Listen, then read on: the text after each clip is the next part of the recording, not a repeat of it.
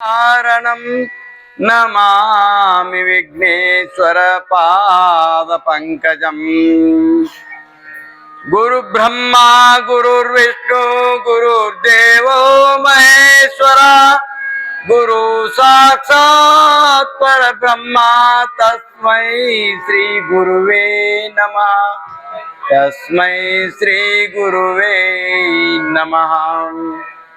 ब्रह्मानंदं परमसुखदं केवलं ज्ञानमूर्ति द्वन्द्वातीतं गगनसदृशं तत्त्वमस्यादिलक्ष्यम् एकं नित्यं विमलमचलं सर्वदे साक्षिभूतं भावातीतं त्रिगुणरहितं सद्गुरुं तं नमामि। चिदंबरमठाधीशं सिद्धारूढयतीश्वरं शिष्य प्रशिष्य रूपेण बोधकं गुरुमाश्रये। यदङ्घ्रिकमलद्वन्द्वं तापत्रय निवारणं शान्तैक्यपदं देवं सिद्धारूढमहं भजे। सर्वमंगले मांगल्ये शिवे सर्वार्थ साधिके शरणे त्र्यंबके गौरी नारायणी नमस्तुते नमस्तुते नमः। पार्वती पति शिव हर हर महादेव।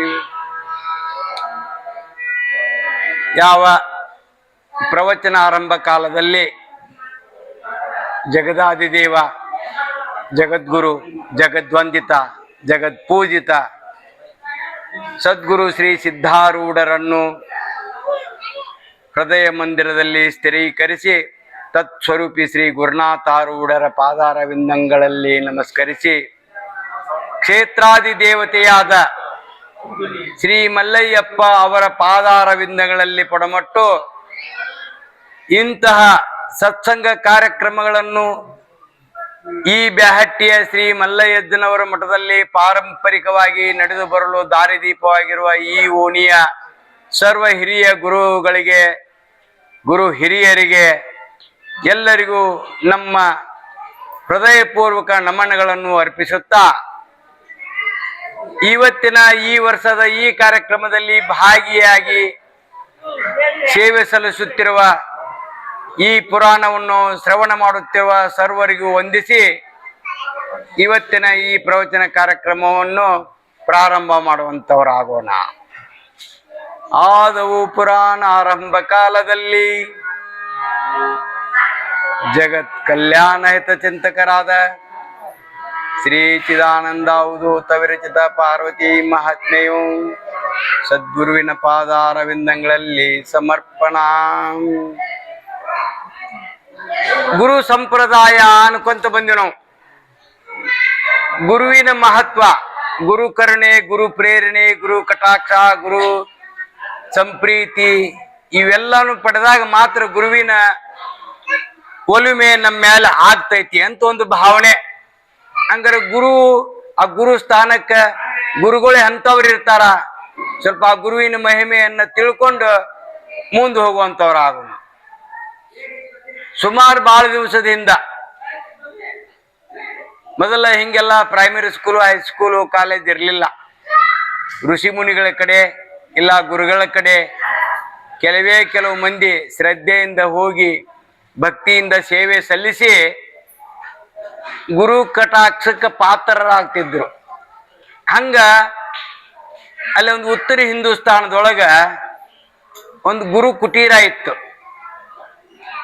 ಅಲ್ಲೇ ಸುಮಾರು 30-40 ವಿದ್ಯಾರ್ಥಿಗಳು ಅಭ್ಯಾಸ ಮಾಡ್ತಿದ್ರು, ಗುರು ಸೇವಾ ಮಾಡ್ತಿದ್ರು. ಅಭ್ಯಾಸ ಮಾಡ್ತಾ ಮಾಡ್ತಾ ಆ ಗುರುಕುಲ ನಡೆದಿತ್ತು.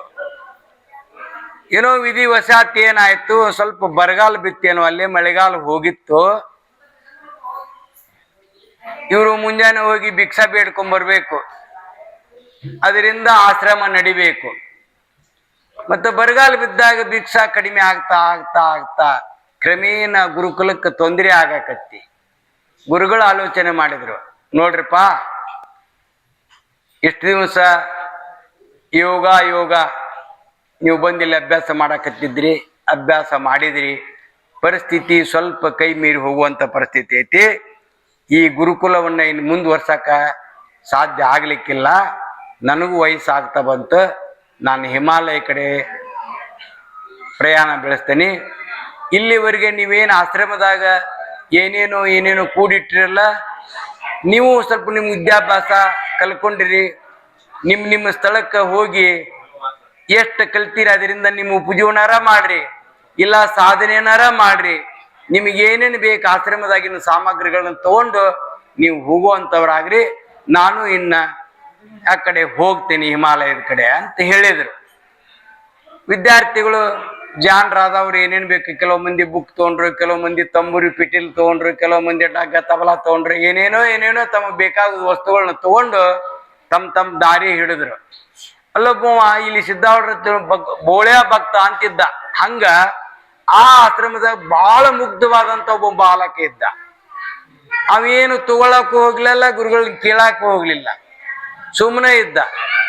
ಅಲ್ಲೋ ಎಲ್ಲರೂ ತಮ್ಗೆ ಏನೇನು ಬೇಕಂತ ತಗೊಂಡು ಹೋದ್ರು, ನೀನೇನು ಕೇಳಲೂ ಇಲ್ಲ, ಏನು ತಗೊಳ್ಳಿಲೂ ಇಲ್ಲ. ಏನಪ್ಪಾ ನಿಂದು ಬಾಯಿಲ್ ಅಂತ ಹತ್ರ ಕರೆದ ಗುರುಗಳ ಅತಿ ಆನಂದದಿಂದ ಅವಂಗ ಆಶೀರ್ವಾದ ಮಾಡಿ ಎಲ್ಲ ಸಾಮಾನು ಹೋಗ್ಯಾವ. ಉಳಿದಿದ್ದೊಂದ ಕತ್ತಿ. ಆ ಕತ್ತಿ ಏನ್ ಮಾಡ್ತಿದ್ದರಪ್ಪ ಇವ್ರಂದ್ರ, ಅರಣ್ಯದಾಗ ಕಟ್ಟಿಗೆ ಒಣಗಿದ ಕಟ್ಟಿಗೆ ಆರಿಸ್ಕೊಂಡು ಕತ್ತಿ ಮ್ಯಾಗ ಹೇರ್ಕೊಂಡು ಬರ್ತಿದ್ರು. ಉಳಿದಿದ್ದ ಅದ ಒಂದ ಕತ್ತಿ, ಅದಕ್ಕೂ ಗತಿ ಯಾರಿಲ್ಲ, ನೀನು ಏನು ಕೇಳಿಲ್ಲ. ಇದ ಕತ್ತಿನ ಗುರು ಕಾಣಿಕೆ ಅಂತ ತಿಳ್ಕೊಂಡು ತಗೊಂಡು ಹೋಗು ಅಂತೇಳಿ ಕತ್ತಿನ ಅವನ್ಗೆ ಆಶೀರ್ವಾದ ಮಾಡಿ ಕೊಟ್ಟು ಕಳಿಸಿದ್ರು. ಗುರುಗಳು ಕೊಟ್ಟಿದ್ದು ಪ್ರೀತಿಯ ಕಾಣಿಕೆ ಎಲ್ಲ ಇವ ಶಿಷ್ಯ ಏನ್ ಮಾಡಿದ, ಆ ಕತ್ತಿನ ಹೊಡ್ಕೊಂಡು ಸುಮಾರು ದಿವಸ ಅದು ಕತ್ತಿ ಮೇಯಿಸ್ಕೊಂತ ಸುಮ್ಮನೆ ಹೋಗಿದ್ದ. ಕಾಲಕ್ರಮೇಣ ಆ ಕತ್ತಿ ಒಂದು ದಿವಸ ದಾರಿ ಒಳಗೆ ಸತ್ತು ಹೋಯಿತು. ಸತ್ ಕೂಡಲೇ ಏನ್ ಮಾಡಿದೀವ, ಆ ಕತ್ತಿನ ಇಲ್ಲ ಗುರುಗಳು ಕೊಟ್ಟಾರಿದನ, ಹಂಗ ಬಿಟ್ಟು ಹೋಗುದು ತರ ಅಲ್ಲ, ಸಮಾಧಿ ಮಾಡೋನು ಅಂತೇಳಿ ಅಲ್ಲೇ ಬಾಜುಕ ಹೊಲದಾಗ ಮಣ್ಣು ತೆಗೆದು ಆ ಕತ್ತಿನ ಮುಚ್ಚಿ ಅದ್ರ ಮ್ಯಾಗ ಅಲ್ಲೇ ಸಿಕ್ಕಂತ 4 ಹೂವು ಏರಿಸಿ ಗುರುವಿನ ನೆನೆಸ್ಕೊಂತ ಆ ಕತ್ತಿ ಸಮಾಧಿ ಬಾಜು ಕಕ್ಕುವಂತ ಬಿಟ್ಟ. ಅದು ಕಾಲ ಮೂಲ ಕೂಡಿ ಬರ್ತೈತಂತಲ್ಲ, ಆ ಊರಾಗ ಒಬ್ಬ ಏನ್ ಮಾಡಿದ್ದ, ತನ್ನ ಮಗಳು ಬಾಳೆ ಹದಿಗೆಟ್ಟಿತ್ತು. ಹಲವಾರು ಬಾರಿ ಅದು ಮಗಳ ಬೀಗರ ಮನಿ ಹೋಗಿ ಅದನ್ನ ಹೊಂದಾಣಿಕೆ ಮಾಡಕ್ ಪ್ರಯತ್ನ ಮಾಡಿದ್ದ, ಆಗಿರ್ಲಿಲ್ಲ. ಇವತ್ತೂ ಹೊಂಟಿದ್ದ.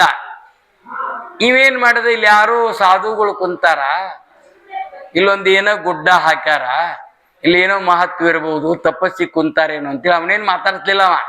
ಆ ಹೋಗಿ ಸಮಾಧಿಗೆ ಬೇಡ್ಕೊಂಡ, ಇವತ್ತೇನಾರ ನಮ್ಮ ಬೀಗರು ಒಪ್ಕೊಂಡು ನನ್ನ ಮಗಳ ಬಾಳೆ ಶುದ್ಧ ಆದ್ರ ನಾನು ನಿನಗೆ ನಾಳೆ 2 ಕಾಯಿ ಹೊಡಿತೇನಿ, ಇಲ್ಲ ಏನೋ ಒಂದು ಹರಕೆ ಕಟ್ಕೊಂಡು ನಮಸ್ಕಾರ ಮಾಡಿ ಹೋದ. ಅದು ಸುಸಂಧಿ ಕೂಡಿ ಬಂದಿತ್ತೇನು, ಬೀಗರು ಸಮಾಧಾನ ಇದ್ರು. ಇವಾಗ ಇಲ್ಲಿವರೆಗೆ ಎಷ್ಟು ದಿವಸಪ್ಪ ಬಡ್ದಾಡೋದು, ಆಯ್ತು ಒಬ್ರದ್ದು ಯಾವುದೋ ಒಂದು ತಪ್ಪಾಗಿರ್ತೈತೆ ಅಂದ್ರೆ ಹೊಂದಾಣಿಕೆ ಜೀವನ ಆಗಿಬಿಡಿತದ. ಇವು ಭಾಳ ಖುಷಿಯಿಂದ ಬಂದ. ಎಷ್ಟೋ ವರ್ಷಗಳಿಂದ ಇದು ಬರಿಗೆ ಹರಿದಿರ್ಲಿಲ್ಲ. ಬರೀ ಆ ಸಮಾಧಿ ಅನ್ನೋದು ಗೊತ್ತಿಲ್ಲ ಅವನಿಗಿನ್ನು. ಅಲ್ಲಿ ಬೇಡ್ಕೊಂಡು ಹೋಗಿದ್ದಕ್ಕೆಲ್ಲ ಸಮಸ್ಯೆ ಪರಿಹಾರ ಆತ್ತಲ್ಲ ಅಂತ ಅವನ್ ಪ್ರಚಾರ ಡಂಗರ ಹೊಡೆದ್ಬಿಟ್ಟ ಊರು ತುಂಬ. ಯಾರ್ಯಾರು ಬರ್ತಾರ, ಅಲ್ಲಿ ಏನೇನ್ ಬೇಡ್ಕೊಂತಾರ ಅವೆಲ್ಲ ಇಷ್ಟಾರ್ಥ ಈಡೇರಕತ್ವವು.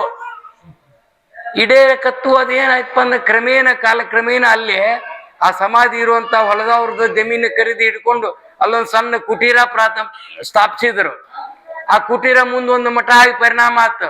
ಇವರು ಜಗದ್ಗುರುಗಳಾದರಲ್ಲೇ ಯಾರು ಕುಡಿ ಏನು ಮಾತಾಡಿಲ್ಲ, ಸುಮ್ಮನೆ ಅವ್ರು ಬರ್ತಾರ, ತಾವೇನ್ ಬೇಡ್ಕೊಂತಾರ ಅದು ಇಷ್ಟಾರ್ಥ ಈಡೇರ್ತೈತಿ, ನಡೆದೈತಿ. ದೊಡ್ಡದೊಂದು ಮಠ ಆಗಿಬಿಡ್ತಿ, ದಿಗ್ವಿಜಯ ಹೊಂಡತಿ.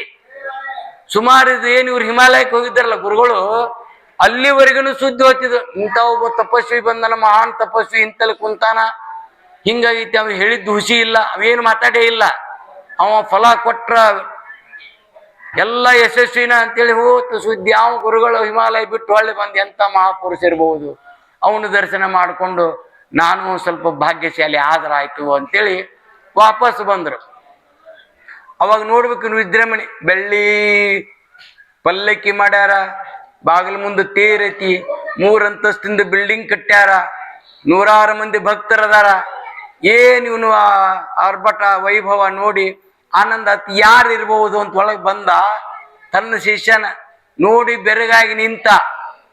ಶಿಷ್ಯ ಉದ್ದಕ್ಕ ಬಂದು ಗುರುಗಳ ಸಾಷ್ಟಾಂಗ ನಮಸ್ಕಾರ ಹಾಕಿದ. ಏನು ಇದು ನಿನ್ ವಿಚಿತ್ರ, ಏನೇನು ಮಾಡಿದಿ ಅಂದ್ರ ಅವರು. ಏನಿಲ್ಲ ಗುರುವೇ, ತಮ್ಮ ಕೃಪೆ, ನನ್ಗೇನು ಗೊತ್ತಿಲ್ಲ. ಅವತ್ತು ಮಾತಾಡದವ್ ನಾ ಇವತ್ತು ಮಾತಾಡಕತ್ತೇನಿ. ಎಲ್ಲ ನೀವು ಕರುಣೆಯಿಂದ ನನಗೆ ಹರಿಸಿಕೊಟ್ಟಂತ ಕತ್ತಿ ಮಹಿಮೆ ಇದು. ಏನಾಗುತ್ತೆ ಗೊತ್ತಿಲ್ಲ. ಹಂಗ ಗುರು ಅಂತಃಕರಣ ಪೂರ್ವಕವಾಗಿ ಶಿಷ್ಯರಿಗೆ ಆನಂದದಿಂದ ಆಶೀರ್ವಾದ ಮಾಡಿದ್ರ ಏನು ಬೇಡುದು ಬೇಡ, ಆ ರೀತಿ ಸಿದ್ಧಿ ಆಕೈತಿ ಎಂಬಲ್ಲಿಗೆ ಆ ಗುರುವಿನ ಒಂದು ವಿಷಯ ಮುಗಿಸಿ ಈಗ ನಿಜವಾದ ನಮ್ಮ ಪುರಾಣ ಕಾರ್ಯಕ್ರಮಕ್ಕೆ ನಾವು ಬರುವಂತವ್ರು. ಜಯ ಮಂಗಳಂ ಜಯ ನಮಃ ಪಾರ್ವತಿ ಹರ ಹರ